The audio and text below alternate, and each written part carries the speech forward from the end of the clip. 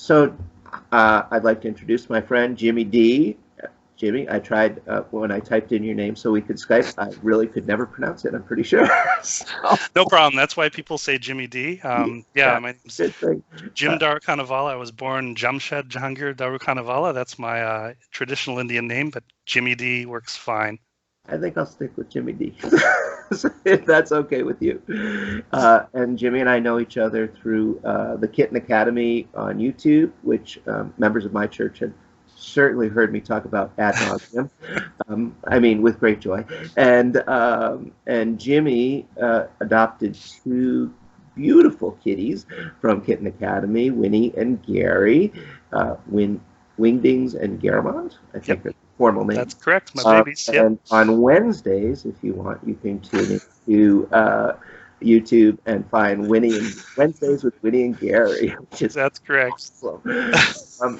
And it just so happened that after Christmas, we were exchanging greetings online, and I sent Jimmy a picture of me wearing my Magi hat, my Jiffy Pop popcorn Magi hat, and he said, "Funny thing about those Magi, I grew up in the Zoroastrian religion." And I went, "What?" That's amazing.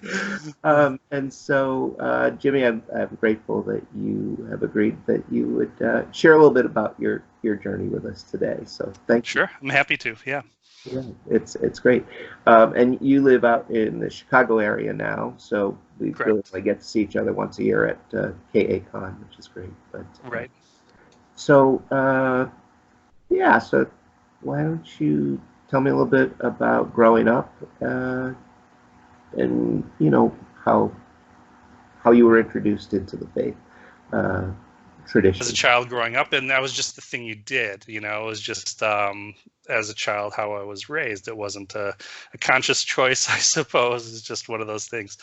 Yeah, so everything I learned from it was kind of a mystery for me as a child, because I learned pretty much through memorization of prayer, and 100% of those prayers were not in English. So it was, yeah, so it was in, you know, an ancient Persian Avestan language. So and that's not even the language. Understand the language though?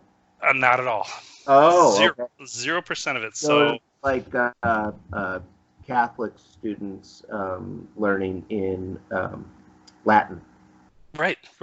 Yeah. Right. Or you know, Jewish friends of mine that had to, you know, learn prayers, you know, in Hebrew, and have no clue what they mean. It's just memorization, and, you know, to reach their bar mitzvah, bat mitzvah, etc. Is similar experience for me as a kid, learning all the prayers and some customs, up until the point where you reach like the equivalent of like I guess a communion or like a bar mitzvah, which would be the Zoroastrian navjot, which is like kind of like a welcoming, I think it translates to like new membership type thing. Like navjot is in fact my cousin, her kids navjot is both her kids navjots are coming up, and next year they're 8 and 9 years old. I think I had my navjot when I was 10 years old, and it's essentially where you've gone through all your prayers and you're able to recite them and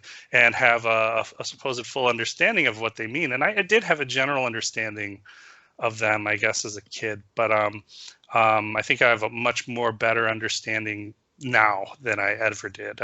I kind of fell away from the religion, I suppose, and after 10 years old, I never really followed it too much, prayed that much, unless we went to events at the temple, you know, just community type things. And it was just essentially just prayer during those temple events and things like that.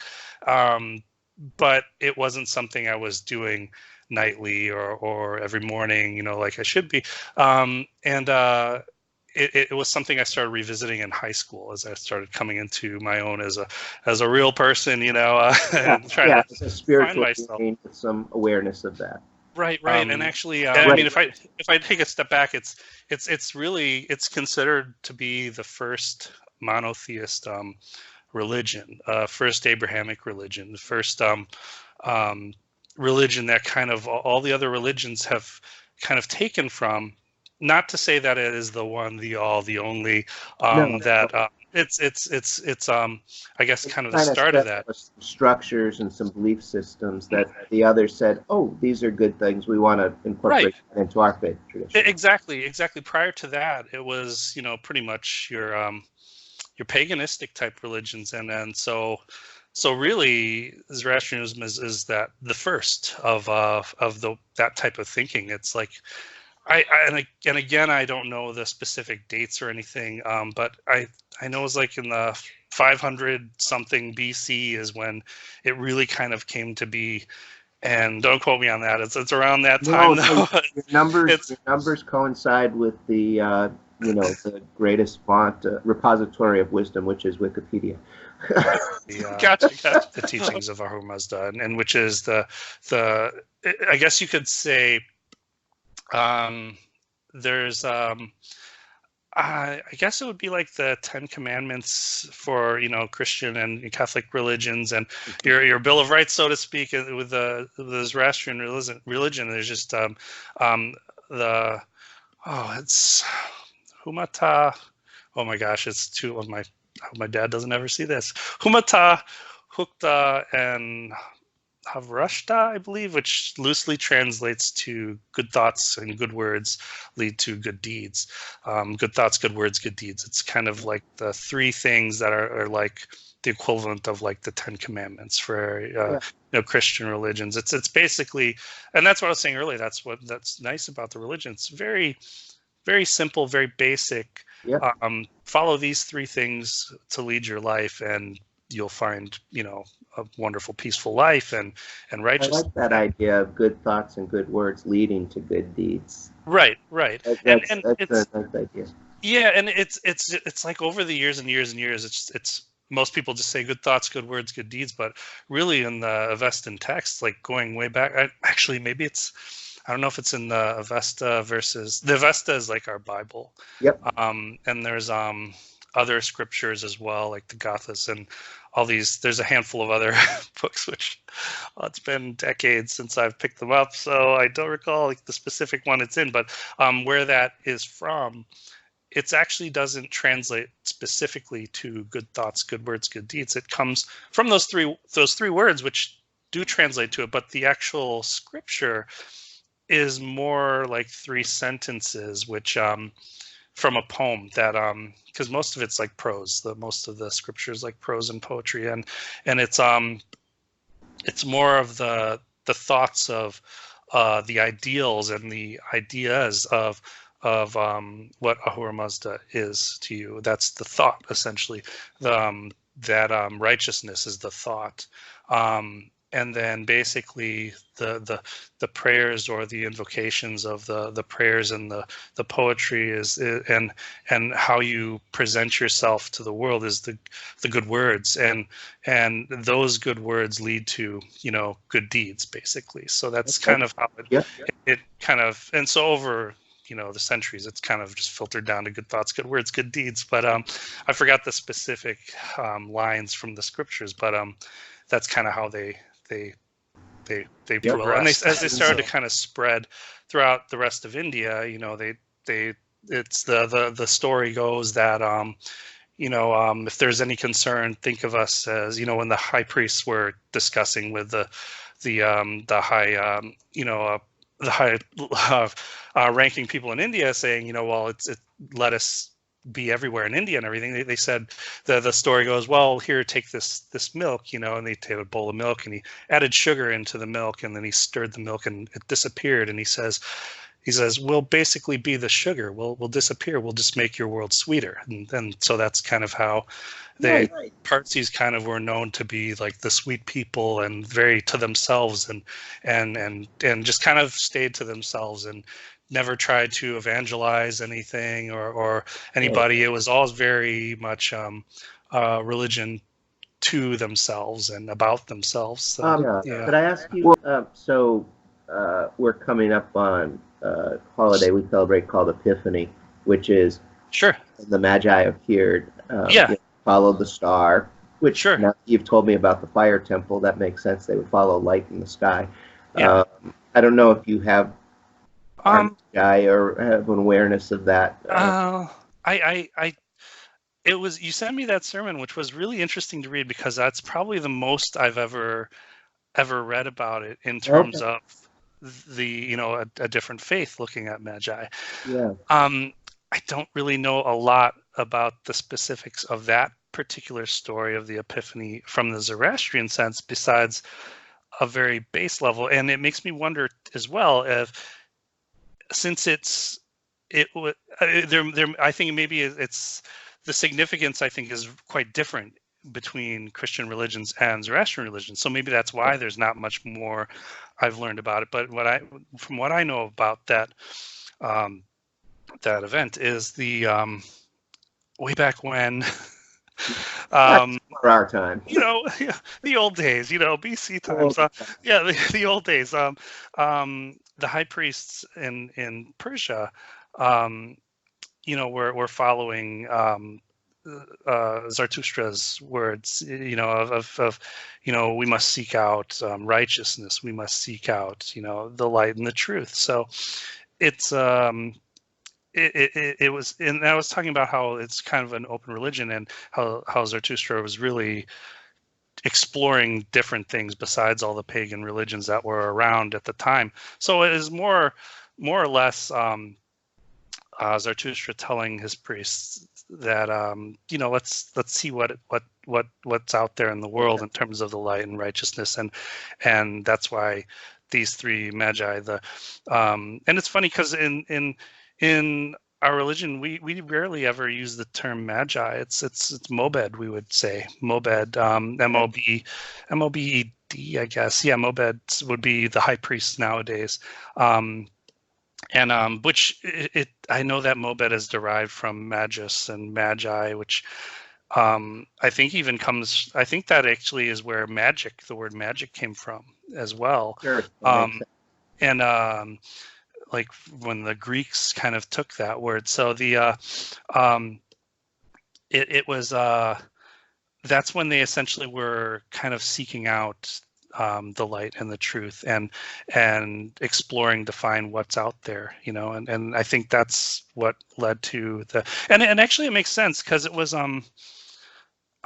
is it gold, frankincense, and myrrh, right? That they brought, and that's actually what we use in our fire temples. Not the gold, not the frankincense, but well, I guess frankincense, yeah. But we burn like mostly sandalwood and sometimes frankincense, and sometimes both together in the fire urns, in the urns at the temple. Basically, very sweet smelling woods is what's typically used. So frankincense and sandalwood it's a very sweet smell when it's burned. It's very fragrant. So if you ever walked into a fire temple, a Darby Mare, which you're welcome to, if you ever find one, talk to them there and say there's one in New York City. There is one in, I don't know if it's in the city. I know it's in New York. I don't know if it's in the city. Look for it. Yeah, and that one was built in the last 5 or 6 years, I think. That's a pretty recent one. I'll look it up. Yeah, and it's very sweet smelling woods that burn, and I don't know the significance of why those woods, why sweet smelling woods is a thing. So, but that's always the thing. It's always sandalwood. It may have been the kind of wood that was around. It could be, but it's always been, sweet smell would. So in the Christian tradition, we put up smoke to represent the kind of the thin thread between heaven and earth. Kind of, it's a path between heaven and earth, between God and humans. And like when we pray, we sometimes will light incense, and in some traditions they'll light incense, or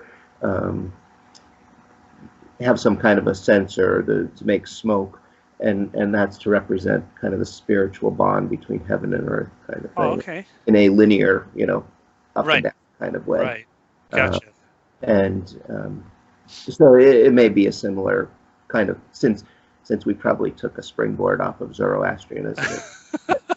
Gotcha. Yeah. Yeah. It's But so in our tradition, the the thinking is that these Magi were looking for a Messiah, and my reading was that there is some messianic element to some brands of Zoroastrianism. Are you familiar with that? Or? Not really. Okay, Not really. Yeah. Yeah, I'm not sure on that. I know. Yeah, I know that there are other groups that have studied Zoroastrianism, and more than just the Parsis. I was, raised Parsi, so that's all I really know. And the thing about the and I apologize, I don't know enough about the Epiphany. Did they bring? I know the story is they gold, frankincense, and myrrh, but did they bring any fire with them at all, like actual fire? Or so our story goes that these Magi, probably high priests, were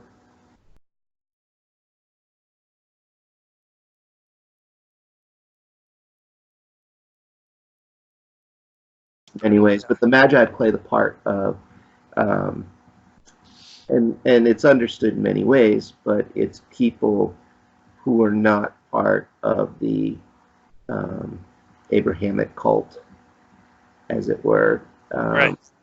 who are coming from another country, coming from another place, Right. to worship him, and it kind of shows. Many people understand it as more of a universal Right. witness or testimony to Jesus' birth. Got it. Okay, thank you for that. Yeah, that's really interesting to know. That's wild. Yeah, and then the reason I was asking about if they had fire, I was wondering if maybe if there was also part of that journey was to build temples or anything like that, because that's because the temples, the Zoroastrian temples, the fires are very they're very sacred. The fire in it's Yazd, I think Yazdaran is the oldest Zoroastrian temple, and that fire has been burning since like 400 BC, 400 something Wow. BC, 24/7, 365 days a year. It's just endless fire that's been burning to build new temples. Well, Jimmy, thank you so much for meeting with me. No problem. Yeah. Sharing all this. This is really good. The more I think about it, the Magi's, as we understand, the Magi's journey may have been more of a fact-finding mission. Like you said that Zarathustra sent out the high priest to go find out about other faiths and other traditions, and maybe they went looking because they heard that this child was born and they wanted to know about him, and maybe that's what it was.